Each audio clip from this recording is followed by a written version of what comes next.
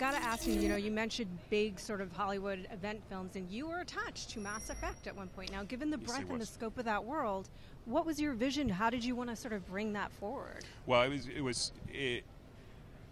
you know, I often get approached about doing video game adaptations. Or I did for a long time, and I turned them down mostly because I never really saw the cinematic potential in them. They can be very visually alluring, and you go, wow, that would look great in a movie.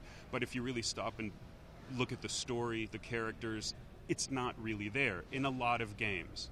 And bear in mind, I'm not really a gamer.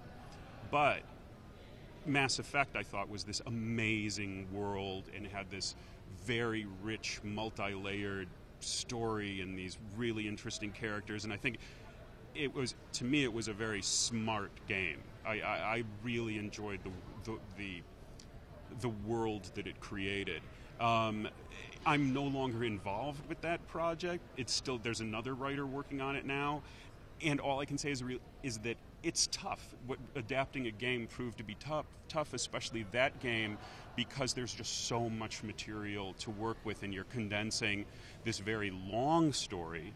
When you're playing the game, you know, you're devoting about 12 hours or whatever to the story, and so you have to condense all that material into this 2-hour movie.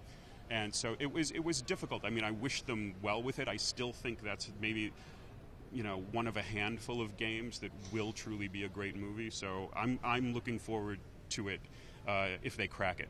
What were you going to do to crack it? What was the focus? When I worked on it, we very much were concentrating on the first game. And if you look at the basic nuts and bolts of the story of the first game,